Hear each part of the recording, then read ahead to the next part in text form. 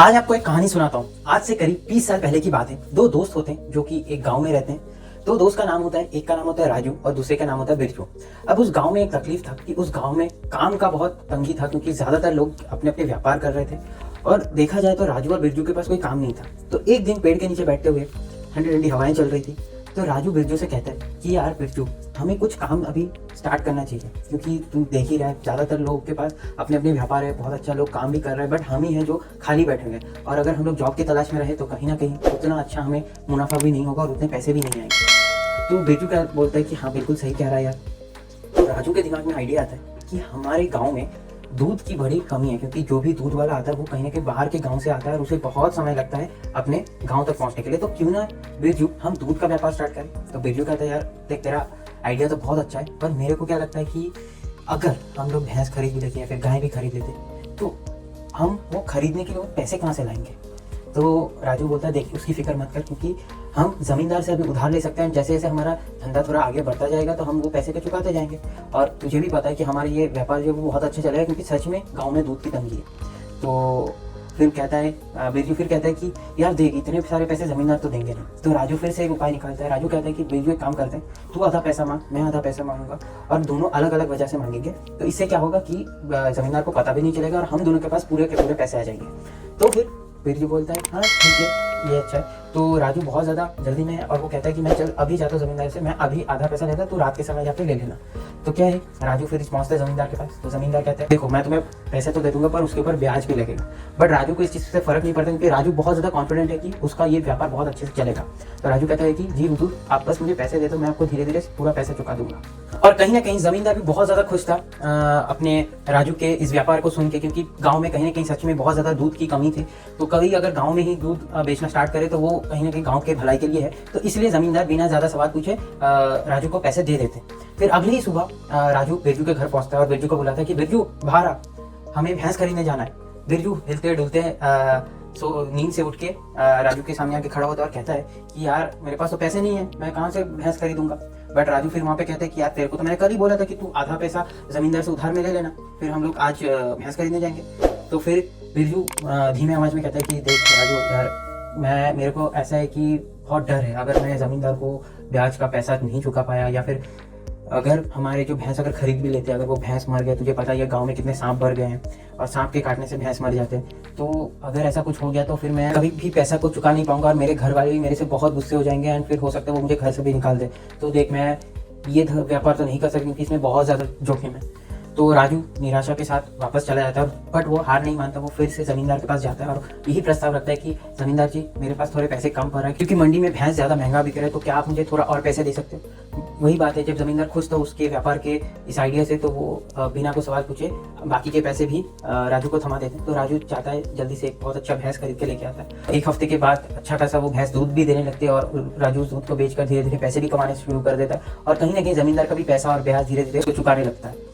उसके बाद बीते हुए 6 महीने के बाद अचानक से राजू के भैंस का बहुत ज़्यादा तबीयत खराब होता है और कुछ ही हफ्तों के अंदर उस भैंस का देहांत हो जाता है। उसके बाद वो राजू पूरी तरह टूट जाता है, क्योंकि उसके पास जो भी बचा कुचा पूंजी था वो कहीं ना कहीं बहुत कम था और अभी तक वो जमींदार का ब्याज भी नहीं चुका पाया।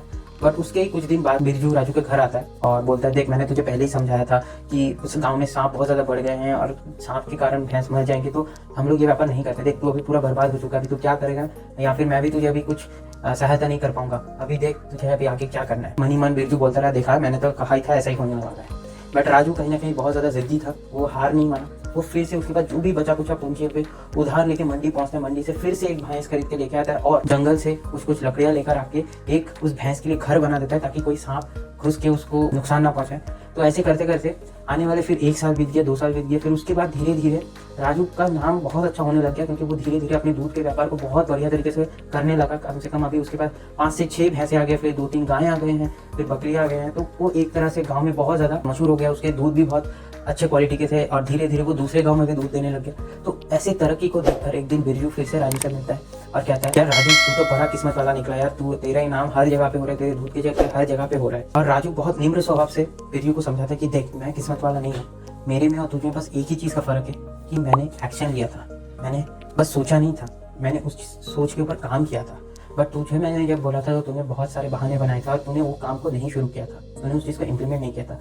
बट मैंने उस दिन मैं भैंस खरीदने गया, मैं हालांकि मेरे भैंस मर भी गए, बट फिर से मैंने जोखिम लिया, मैंने फिर से भैंस खरीदा और फिर जाके मैं आज यहाँ पे हूँ। और मैं अपनी बढ़ाई भी नहीं कर रहा हूँ, मुझे पता है मुझे अगर और बड़ा आदमी बनना है तो मैं और ऐसे जोखिमों को मुझे सामना करना पड़ेगा, ये ज़िंदगी का ही हिस्सा है। मैंने इस चीज़ को समझ लिया था, इसीलिए मैं आगे बढ़ा, मेरा कोई किस्मत नहीं है। बस इसी बात को बिरजू को समझाते हुए राजू चला जाता है और बिरजू को ये चीज़ समझ आ जाती है कि ज़िंदगी में कोई भी चीज़ हो इम्प्लीमेंट करना कितना इंपॉर्टेंट है।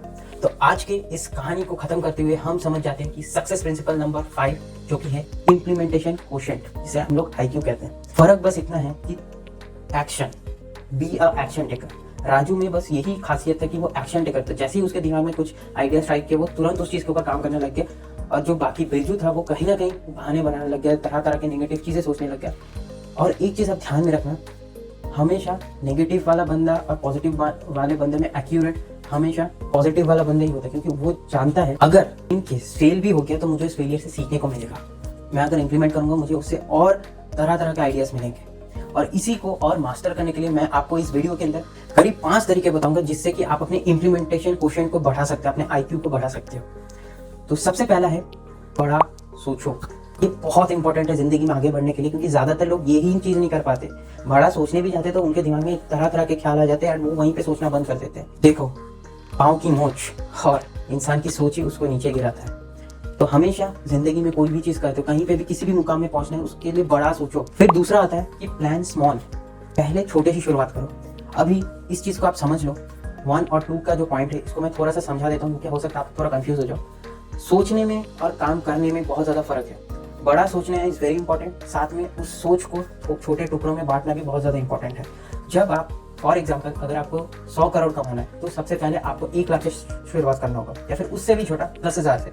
लाइक 10,000 का टारगेट सेट करो, फिर 50,000, फिर 1 लाख, फिर 5 लाख, फिर 10 लाख, फिर 20 लाख, फिर 30 लाख, फिर 50 लाख, फिर 1 करोड़। ऐसे करके आपको अपने टारगेट्स को तोड़ते जाना है। स्मॉल प्लान्स बनाओ एंड उसके ऊपर जी जान लगा के मेहनत करो। एंड सबसे इंपॉर्टेंट, स्टार्ट करो, B a action taker. Okay. तीसरा पॉइंट, कोलैबोरेट विद अदर्स। जैसे जैसे आपका नाम धीरे धीरे बनने लगता है तो लोगों से मिलना स्टार्ट करो, ज्यादा ज्यादा लोगों से नेटवर्किंग करो, क्योंकि इससे आपके ही दिमाग में या फिर आपके आसपास बहुत सारे अपॉर्चुनिटीज दिखेंगे और अपॉर्चुनिटीज खुलेंगे भी। एंड इसके बारे में हम लोग और डिटेल में अपने लास्ट प्रिंसिपल के अंदर बात करेंगे, जिसके अंदर आपको ये समझाऊंगा कि कैसे कैसे लोगों से कोलैबोरेट करना है एग्जैक्टली। ठीक है, सबके साथ कोलैबोरेट नहीं करना है। फिर है चौथा, प्रैक्टिस ग्रेटिट्यूड। आज तक आपको जिंदगी में जो भी चीजें मिला है या फिर आने वाले समय में मिलने वाला है उसके लिए हमेशा शुक्रगुजार रहो, क्योंकि आपके साथ जो भी चीजें हो रहा है ये एक यूनिवर्स का ही पार्ट है। ये सब चीजें आपको यूनिवर्स दे रहा है, तो always be thankful, always be grateful whatever you achieve in your life. Last one, that is focus on your most important goals and उसके why के पीछे जाओ। Like अभी आपको 100 गोल्स के ऊपर नहीं काम करना, आपको चुनिंदे 5 या 3 गोल्स, प्राइमरी गोल्स सेट करने हैं जिसके ऊपर आपको काम शुरू करना है और उसके साथ उसके पीछे का कारण फाइंड करना है, इमोशन को कनेक्ट करना है। फॉर एग्जाम्पल, आपका गोल है कि मैं मम्मी पापा को घर गिफ्ट करूँ, मैं वो खुशी को महसूस करना चाहता हूँ कि मेरे पापा को कैसे लगेगा, मेरी मम्मी को कैसे लगेगा, वो इमोशन को कनेक्ट करना है। We human beings are always emotional fool. अगर हमारे गोल के साथ इमोशन कनेक्ट हो जाता है तो उस गोल को हम कहीं ना कहीं अचीव करने का जो परसेंटेज है वो बहुत ज़्यादा बढ़ जाता है। तो keep that in mind. 5 primary goals लिखो। मैं ज़्यादा बड़ा भी जो गोल है उसको अगर लिखते हो तो उसको तोड़ना स्टार्ट करो, ठीक है। और अगर छोटे गोल्स है तो उसमें डेडिकेटेडली काम करो, जैसे ही वो गोल कंप्लीट होता है फिर नया गोल बनाओ, रुकना नहीं है। और सबसे इंपॉर्टेंट चीज आज के इस वीडियो से हमने सीखा, be a action taker, don't settle yourself in your comfort zone. तो that's all for today's video. And हम आज 5वां प्रिंसिपल को खत्म करते हैं, which was actually implementation quotient, IQ। And अगर ये वीडियो आपको अच्छा लगा तो लाइक करो, कमेंट करो कि कौन सा पार्ट आपको बहुत ज्यादा हिट किया उस कहानी के अंदर, और इस वीडियो को शेयर करो अपने हर एक दोस्तों के साथ जो जिंदगी में सक्सेसफुल बनना चाहते हैं। और ऐसे ही तगड़े वीडियोस के लिए और लास्ट अपने सक्सेस प्रिंसिपल के लिए अभी चैनल को सब्सक्राइब कर दो और बेल आइकन को हिट कर दो। और मिलते हैं अपने लास्ट सक्सेस प्रिंसिपल के अंदर in the next week. Thank you.